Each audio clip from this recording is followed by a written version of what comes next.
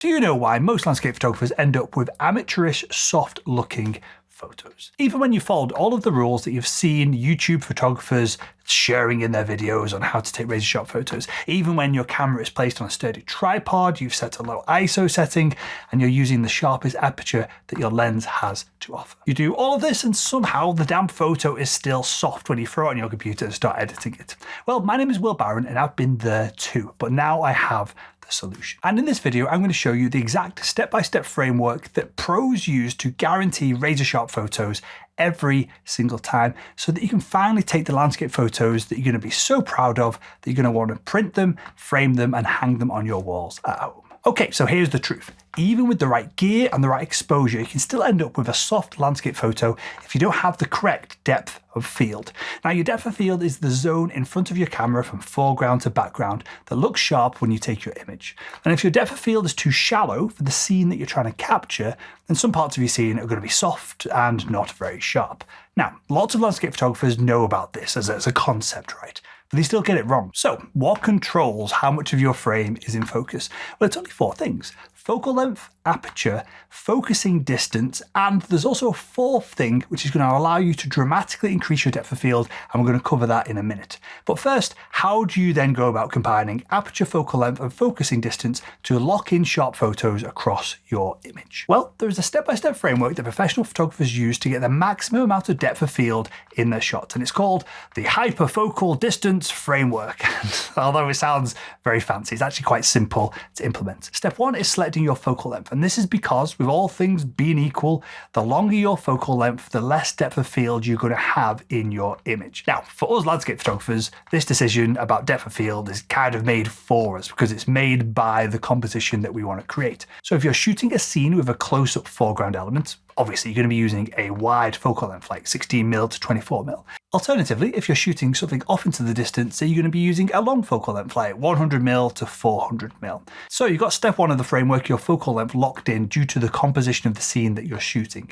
The next step is now to adjust your aperture. So step 2 of the framework is to adjust your aperture to f16 if you're using a full frame camera. Why do we want to do this? Well, the bigger your aperture, the deeper your depth of field. Which then obviously begs the question, if we want the biggest depth of field possible, why don't we set our aperture to something higher than f16, like f22? Well, the issue of apertures above f16 or so is that it leads to what's called diffraction. And without wanting to overcomplicate this, in its simplest form, diffraction is an effect where, when light waves pass through a hole, they disperse outwards. And the smaller the hole, or the bigger our f-stop number, the more they disperse, and eventually that leads to a soft photo. So f16 across the lenses that most landscape photographers will be using will give you the biggest depth of field and not quite enough diffraction to make your image look soft. So that's why we're choosing f16 most of the time.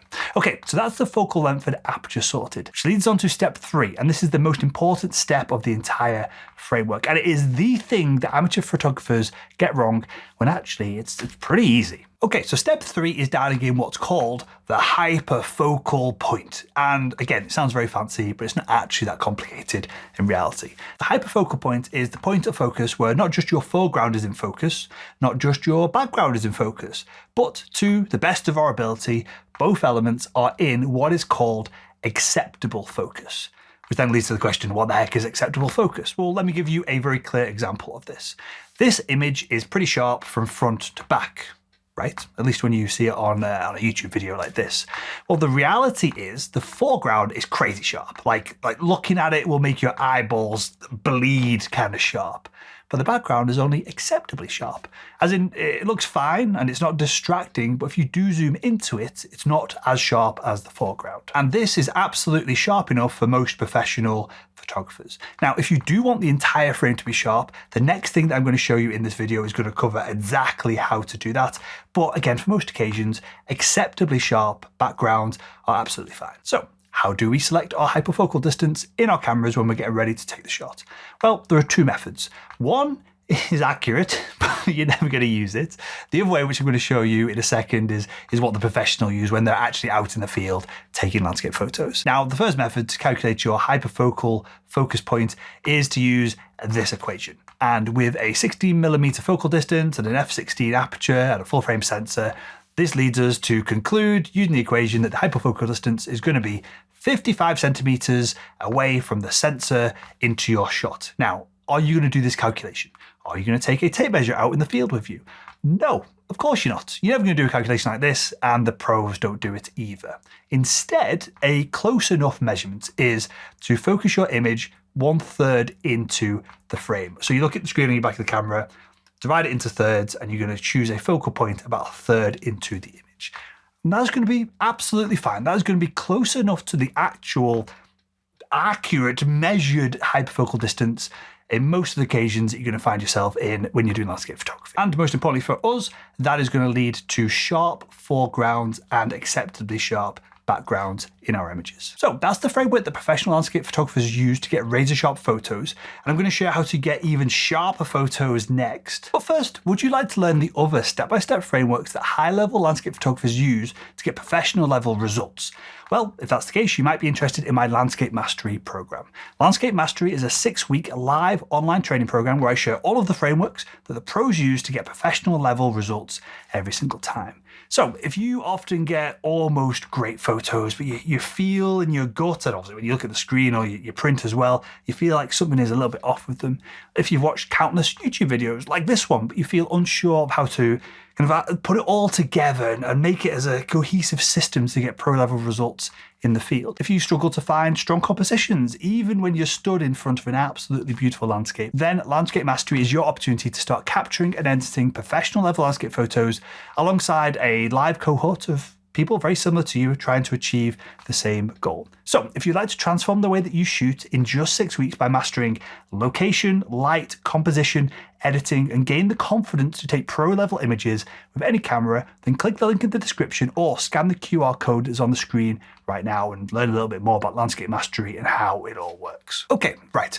So this next framework is the one that you want to choose if you want to create very literally the sharpest images that are possible with the camera, lenses, gear, and environment that you're going to be shooting in. And this framework is also important if your subject is just a little bit too close to get the depth of field that you need to get everything in acceptable focus. Or, this is when I use this process, and I use it quite regularly, if the light is just so good that you don't want to risk having a soft focus and a soft photo, then this is when you're going to use this process. And this framework is called the focus stacking framework. Now, this might sound a little bit intimidating if you've not done this before, but the idea is simple. We're going to take multiple shots, each one focused on a slightly different part of the scene, and then when you get home, you're going to blend them together in Photoshop with a few clicks of a button to create a single image that becomes then a composite of all of the sharpest points of the images that you took out in the field. And this then leads to an image that is sharp from front to back. It's sharp from front to back because you've literally focused on those areas. You cannot get a sharper image than when you focus stack your photos. So what is the framework to actually shoot a focus stack without overcomplicating the process? Well, first up, you're going to set your camera on a tripod so that it isn't going to move between each shot. Obviously, we want the scene to be the same because we're going to blend them all together. It's also good practice to set up a 2-second timer on your camera so you can press the shutter button and then stand away from it so you don't touch it with your hands before the shutter goes off. The next step is that we're going to focus on whatever is closest to you in the frame, and then we're going to take a shot, and then we're going to adjust the focus slightly further back, and we're going to take another shot, and we're going to repeat this until we've covered the full depth of the scene. And for most landscape photographers, we don't need to take 20 photos here. There's going to be a complete waste of time. For the average landscape that you and I are shooting, 3 to 5 photos is usually enough. And that is it for shooting out in the field. Next, we need to move into Photoshop. Okay, so we're going to load Photoshop. We're going to load our images as layers within a single image. We're then going to go to Edit, Auto Align with those layers so that we then align any tiny slight movements that there might have been as the camera was focusing. Then we're going to go to Edit, Auto Blend Layers and choose Stack Images. Finally, we're going to select all of our layers, we're going to right click on them, and then we're going to click Flatten Image, and the result, one crazy sharp image that looks like it was shot perfectly in a single frame. So now you've learned the pro level frameworks for nailing sharp focus in camera. But what if I told you that your photos can still look a little bit soft even when you've done everything right? Well, in this next video, I'm going to show you the surprising truth behind the link between sharpness and something that's called acutance.